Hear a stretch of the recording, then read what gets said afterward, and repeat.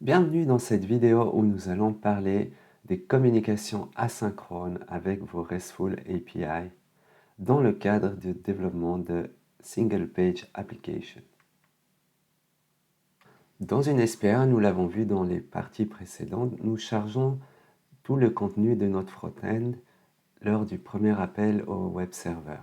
Par la suite, il va falloir pouvoir rafraîchir des parties de notre page et le faire à l'aide de données qui devront être fournies par nos API.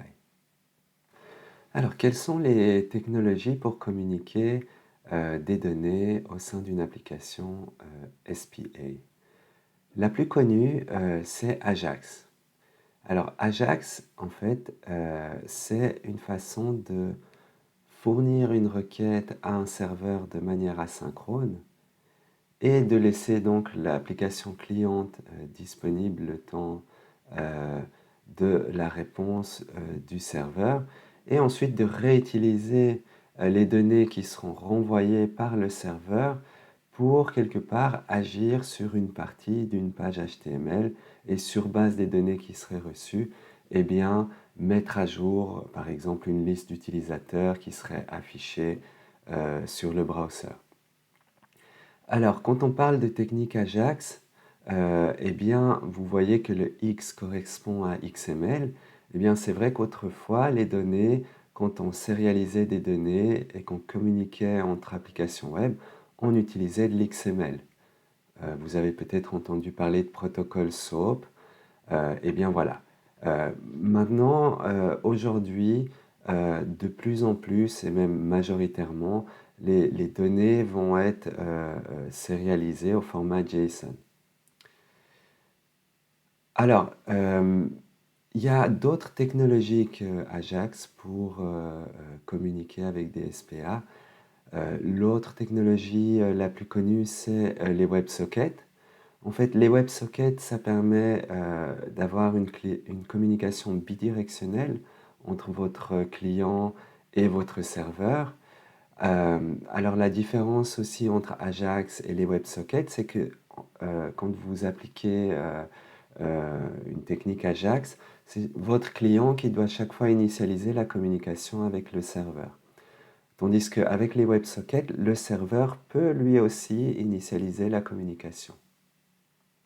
Alors, dans le cadre de ce cours, nous allons communiquer avec nos SPA à l'aide de techniques Ajax.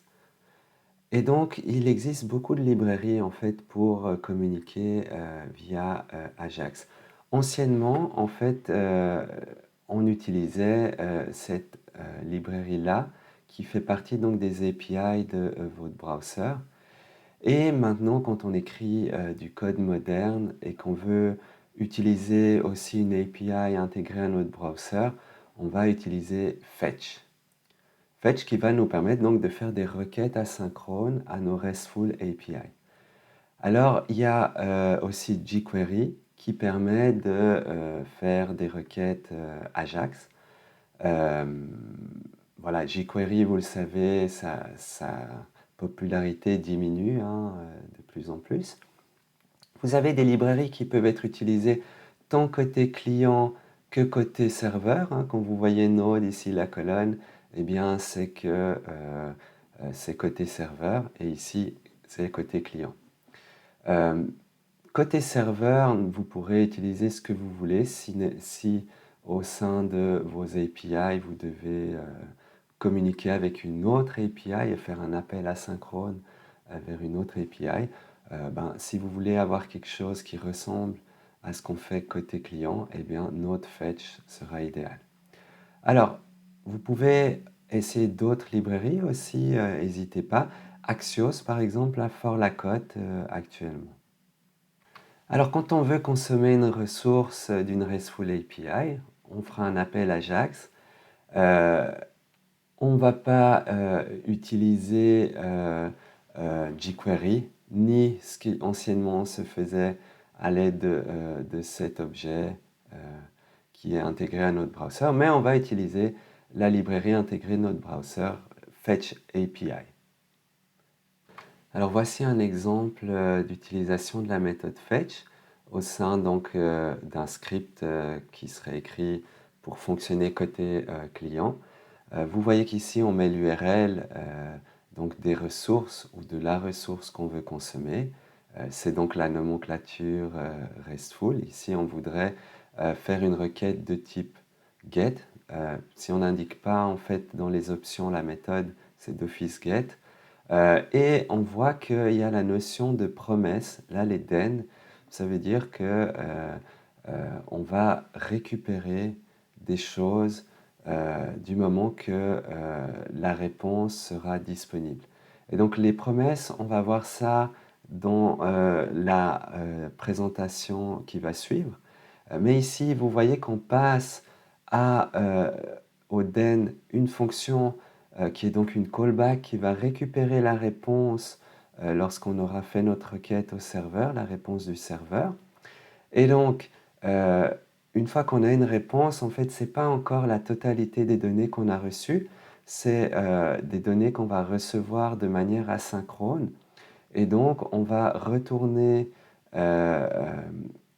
au sein de ici notre callback une nouvelle promesse qui sera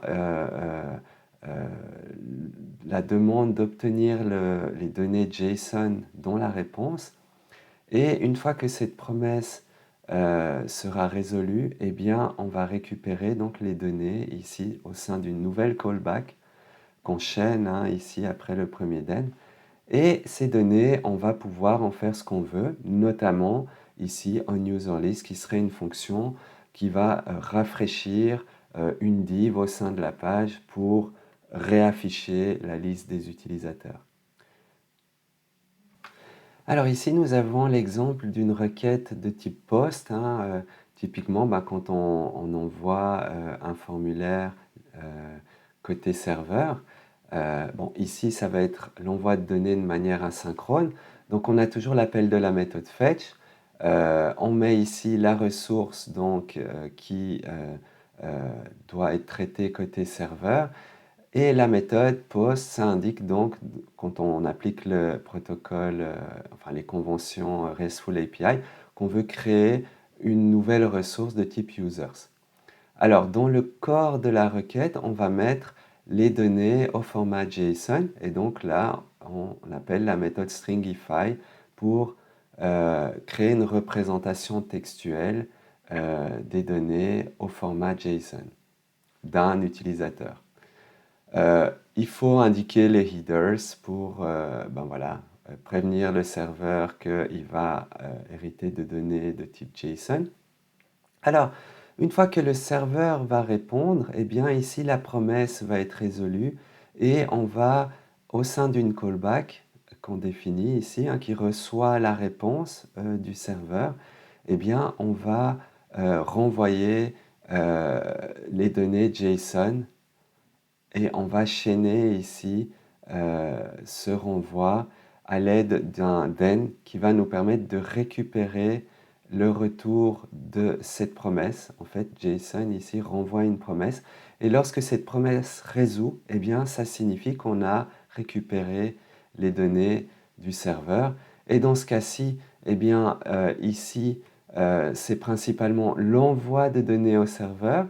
Et normalement, le serveur va nous dire peut-être voilà, que l'opération a fonctionné.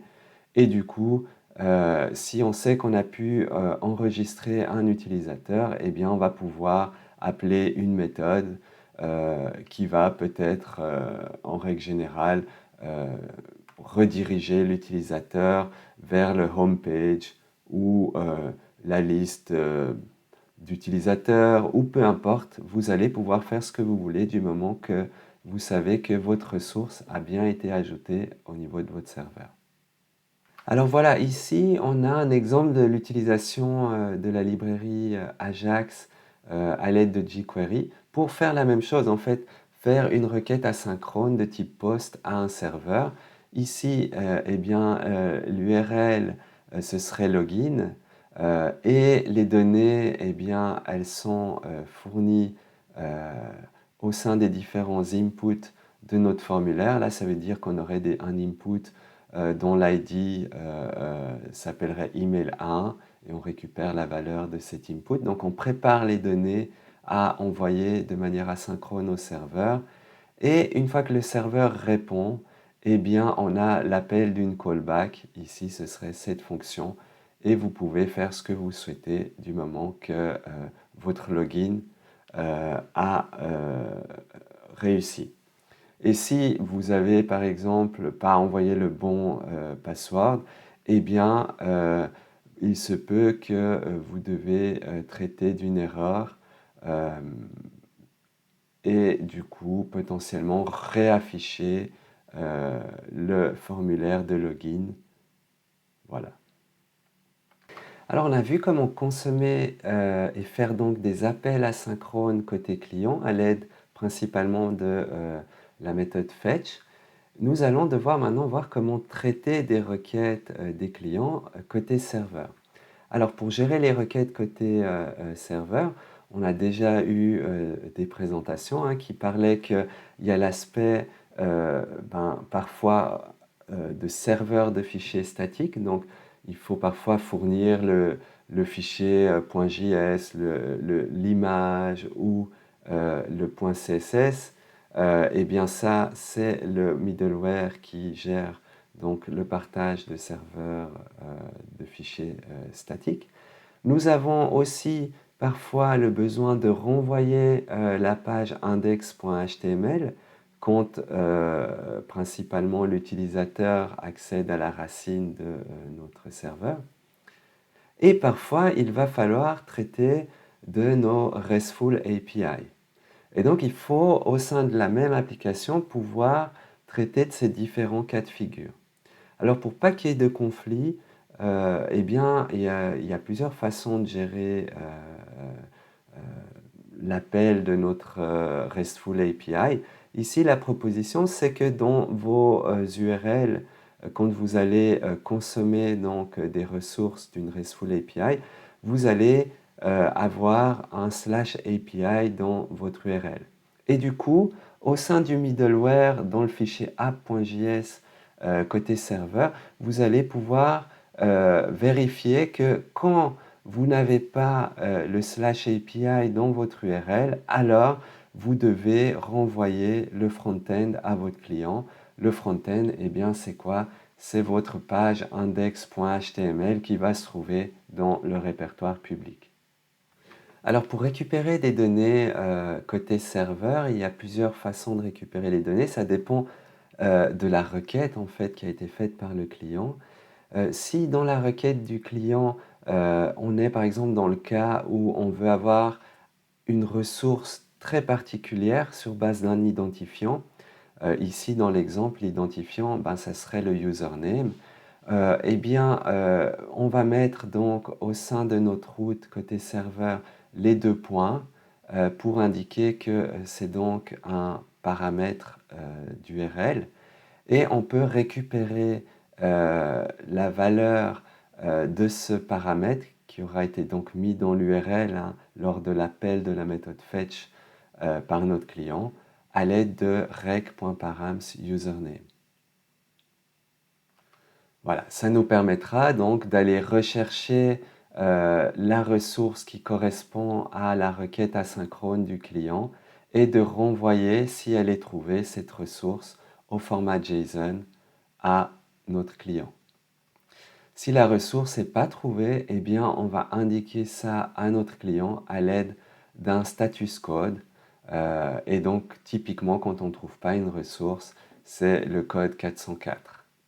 Donc, si on reprend le code qu'on a vu précédemment dans l'exemple et que on fait une requête de type get, pas à l'aide de la méthode fetch API, mais ici directement à l'aide du browser, eh bien, on a le routeur qui traite des utilisateurs qui écoutent sur l'URL /API/users. Et ici, teacher@vinci.be, eh bien, c'est la propriété, le paramètre de l'URL. Et donc, le serveur va aller voir au niveau des données, des ressources, s'il y a bien un utilisateur dont le username vaut teacher@vinci.be. Et si oui, vous voyez qu'il renvoie le JSON correspondant à l'utilisateur trouvé. Par contre, si l'utilisateur n'existe pas, eh bien, sur base du username qui serait passé, ici student@vinci.be, eh bien, on envoie un code 404 et le message c'était resource not found. Alors, quand nous souhaitons gérer une requête asynchrone de type POST, eh bien, voilà comment nous allons faire. Si c'est une requête de type qui utilise la méthode POST, eh bien, nous savons normalement qu'il y aura une ressource à créer côté serveur. Alors, pour que on puisse hériter de données qui ont été envoyées par le client, eh bien, il faut que le middleware express.json ait été initialisé. Et donc, je vous remontre ce middleware. C'est ce middleware-ci qui est donc repris au sein du fichier app.js. Ce middleware permet en fait de parser les données qui auront été envoyées au format JSON au serveur et elles seront parsées au sein de rec.body.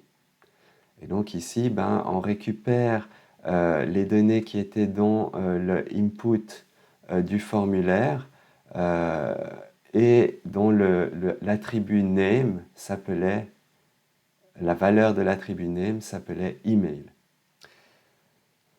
Comme il s'agit ici d'une RESTful API, on sait que donc on a une requête POST sur user slash, on doit donc créer un nouvel utilisateur et donc on fait appel à notre modèle dans ce cas de figure pour créer un nouvel utilisateur et on sauve ces nouveaux utilisateurs dans notre support de gestion des données. Alors, au sein des API, des RESTful API, pas tout va toujours se passer comme on le souhaiterait. Et donc, il faut informer nos clients quand il y a eu des erreurs. Et pour ce faire, en fait, il existe des codes en fait, de statut qui sont donc des standards et que vous allez devoir appliquer au sein de vos RESTful API. Ici, nous sommes dans le cas d'une route qui gère l'authentification d'un utilisateur. Donc, on va récupérer l'email et le password de l'utilisateur, vérifier ça au niveau de notre support de données, donc à l'aide de notre modèle, si notre utilisateur existe bien et que le password correspond bien au password de l'utilisateur. Si c'est correct, on renvoie donc l'info qu'on veut. Dans ce cas-ci, on renvoie l'email de l'utilisateur. Et sinon, eh bien, on va envoyer un code d'erreur, un code de statut. Ici, le 401 qui correspond à Not Authorized. Voilà. Il y a différents codes de statut, je vous conseille d'aller les voir sur ce lien-ci. En règle générale, il faut être pas trop précis sur tout ce qui touche à l'authentification. Il vaut mieux dire qu'il y a un problème au niveau du username ou du password, mais pas donner trop d'infos, sinon vous donnez à vos potentiels attaquants des chances de savoir que l'email était correct, mais c'est juste le password qui était faux, ou voilà. Donc, essayez de rester suffisamment précis pour donner de l'info à vos clients pour qu'ils sachent pourquoi il y a eu un problème, mais non plus pas trop précis pour pas ouvrir des failles de sécurité au niveau de vos applications. Alors, côté client, si le serveur nous renvoie un code d'erreur, eh bien, quand on utilise la méthode fetch, on peut voir ici que quand la réponse n'est pas OK, et donc en gros, quand la réponse n'est pas OK, c'est qu'on a reçu un code de statut négatif. C'est donc pas le code de statut 200. On peut soit juste afficher dans la console ce code d'erreur, soit on peut faire un pop-up vers l'utilisateur. Donc vous pouvez en faire ce que vous voulez côté client, avoir une gestion dynamique hein, de cette erreur. Ici, on gère des promesses. Donc si on fait un throw d'une nouvelle erreur, eh bien elle va être attrapée par le catch ici et on va pouvoir la traiter comme on veut, soit directement dans le catch, soit en appelant une méthode ici qui serait onError. Voilà, vous voyez ici par exemple que dans le traitement de l'erreur qui serait renvoyée par notre route quand un utilisateur tente de s'authentifier, on peut aller voir le message, voir quel était le code d'erreur et eh bien, si c'était un problème d'authentification, on peut afficher un message bien particulier à notre utilisateur.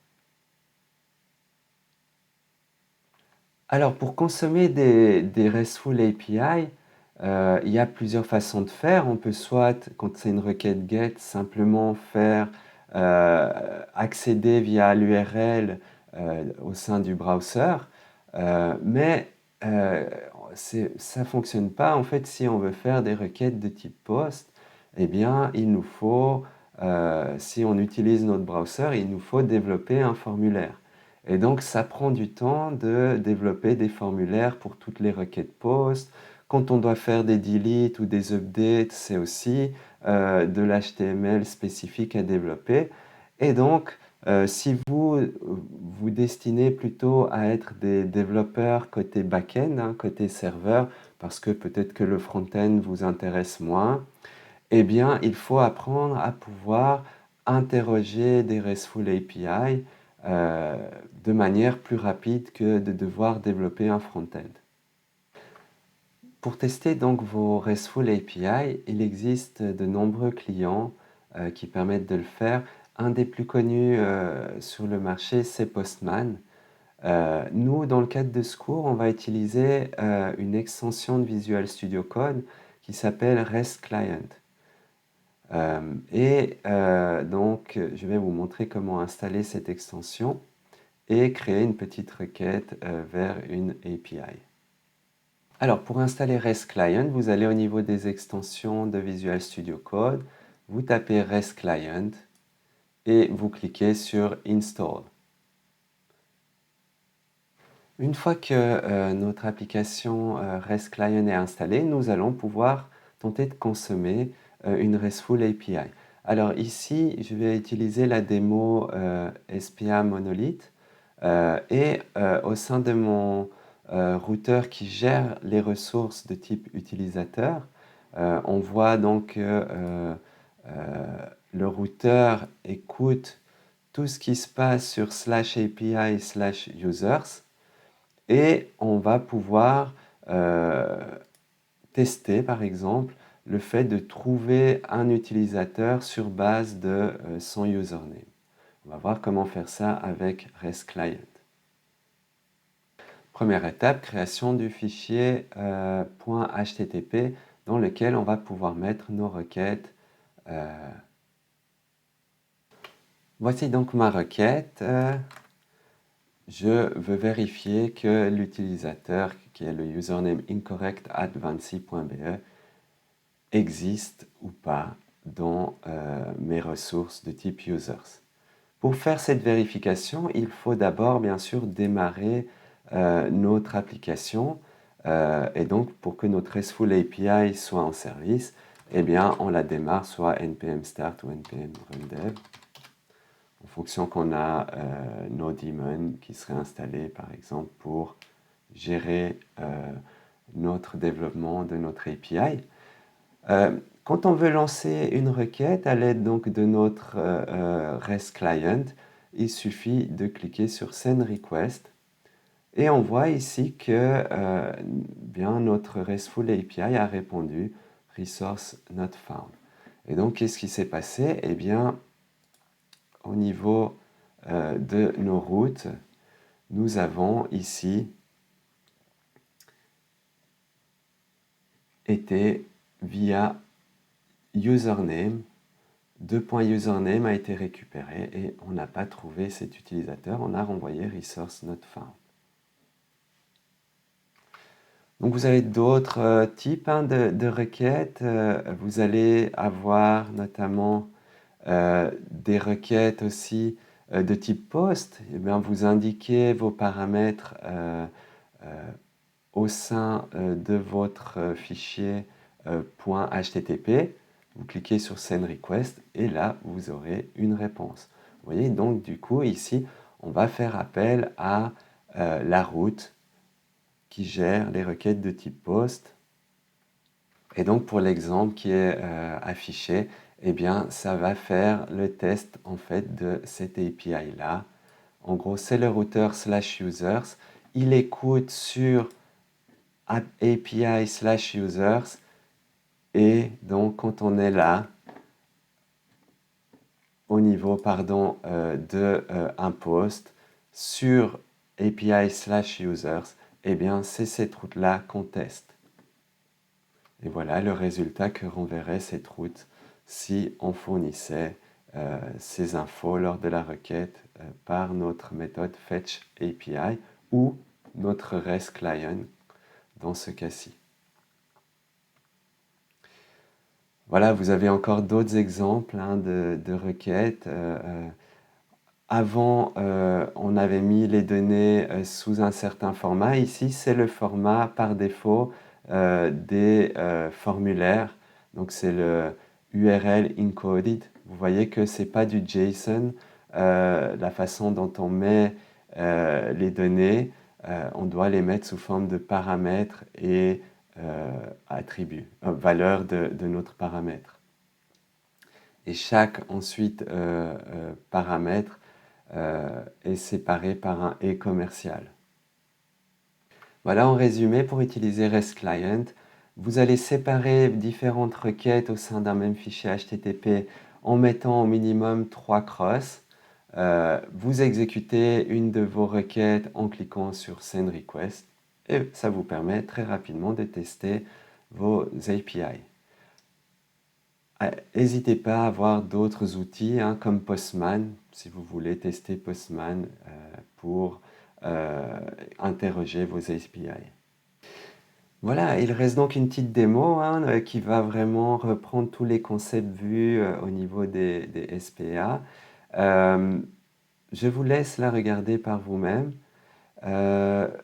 Ici, on va donc maintenant gérer des ressources utilisateurs. Tant pour la création d'utilisateurs que pour avoir la liste de tous les utilisateurs. Alors parfois, je vous dis, tout ce qui est authentification, on a aussi tendance à créer un autre routeur qui traiterait de l'authentification et qui s'appellerait par exemple ici /auth/login. Voilà. Tout est possible, à vous de voir comment vous souhaitez structurer vos ressources à l'aide de vos routeurs. À tout bientôt!